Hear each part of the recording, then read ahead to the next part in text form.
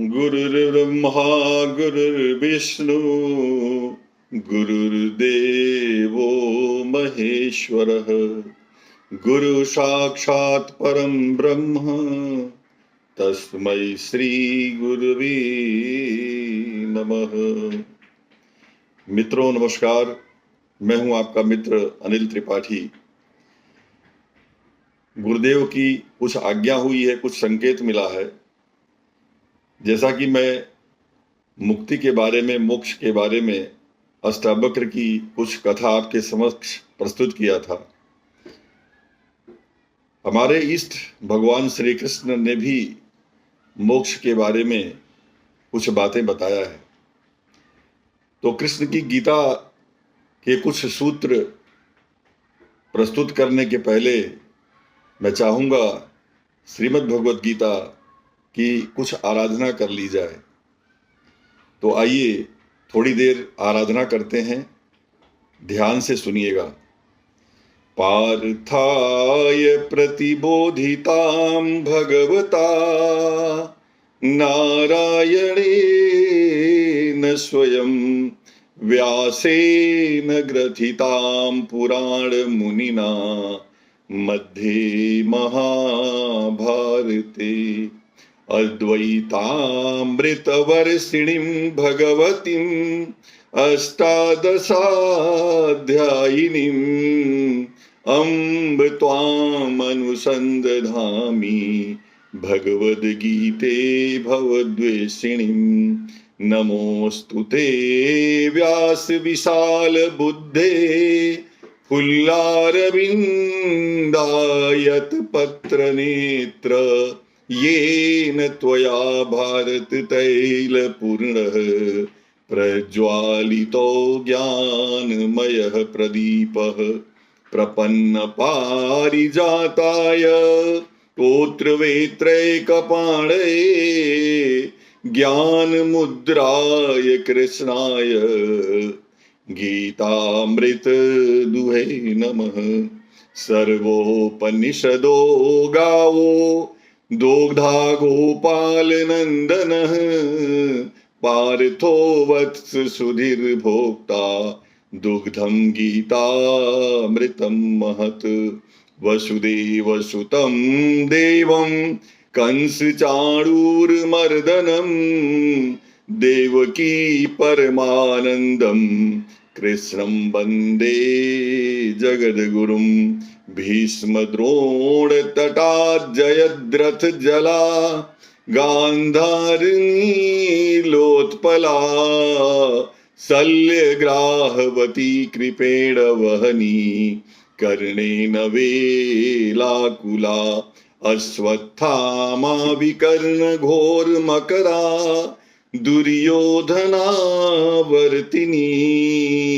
सोत्तीर्णा खलु पाण्डवैरणनदी कैवर्तके केशव।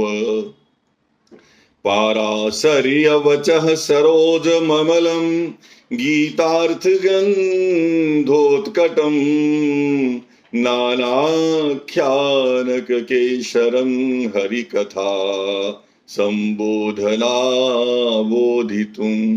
लोके सज्जन षट्पदैरहरः पेपीयमानं मुदा भूयाद् भारत पंकजं कलिमलः प्रध्वंसिनः श्रेयसे मूकं करोति वाचालं पंगुं लंघयते गिरिं यत् कृपातमहं वन्दे परमानंद माधवं। यं ब्रह्मा वरुणेन्द्र रुद्र मरुतः स्तुन्वन्ति दिव्यैस्तवैः वेदैः साङ्गपदक्रमोपनिषदैर्गायन्ति यं सामगाः। ध्यानावस्थित तद्गतेन मनसा पश्यन्ति यं योगिनो यस्यान्तं न विदुः सुरासुरगणा देवाय तस्मै नमः। गीताशास्त्रमिदं पुण्यं यह पठेत प्रयतः पुमान् विष्णोः पद्मावापनोति। भय शोकादिवर्जितः गीताध्ययनशीलस्य प्राणायाम परस्य च नैव सन्ति हि पापानि पूर्वजन्म कृतानि च। मलनिर्मोचनं पुंसां जलस्नानं दिने दिने सकृतिदीताम्बसी स्नानं संसारमलनाशनं। गीतासु गीता कर्तव्याः किमन्यैः शास्त्रविस्तरैः या स्वयं पद्मनाभस्य मुखपद्माद्विनिःसृता। भारतामृत सर्वस्वं विष्णोर्वक्त्राद्विनिःसृतं। गीता गंगोदकं पीत्वा पुनर्जन्म न विद्यते। सर्वोपनिषदो गावो दोग्धा गोपालनन्दनः। पार्थो वत्स सुधीर भोक्ता दुग्धं गीतामृतं महत्। एकं शास्त्रं देवकी पुत्र गीतम् एको देवो देवकी पुत्र एव। एको मन्त्रस्तस्य नामानि यानि कर्मापि एकं तस्य देवस्य सेवा। कर्मापि एकं तस्य देवस्य सेवा। कृष्णाय वासुदेवाय हरे परमात्मने प्रणतः क्लेशनाशाय गोविंदाय नमो नमः। मित्रों, गत वीडियो में हमने चर्चा किया था कि अष्टावक्र ने जनक जी को मुक्ति का बड़ा सुगम मार्ग बतलाया था। मुक्ति की चर्चा करते हुए भगवान श्री कृष्ण ने अर्जुन के समक्ष कुछ चीजें प्रस्तुत किया है। कुछ चीजें आत्मा के अजर अमर होने के बारे में भी प्रस्तुत किया है।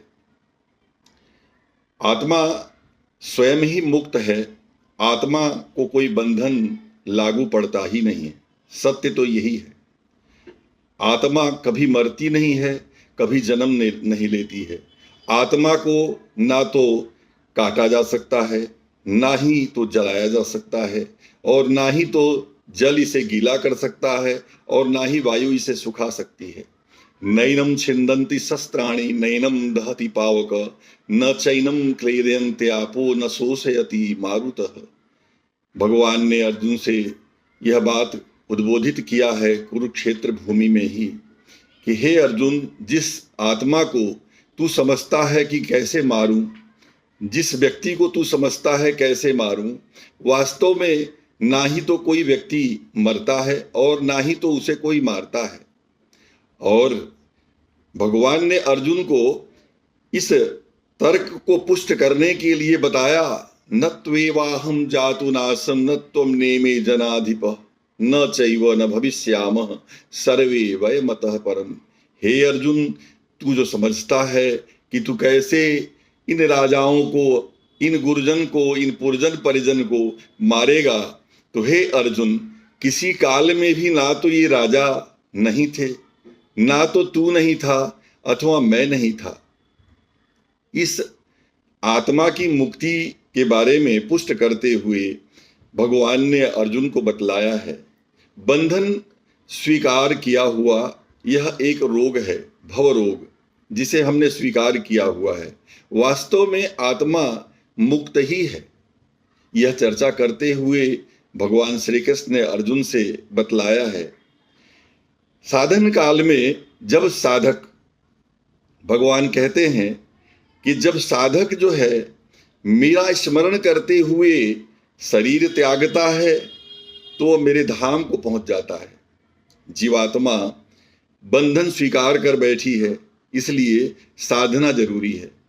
साधना किसकी? अपने इष्ट की, अपने गुरु की, जिसकी वंदना हम करते हैं सदैव।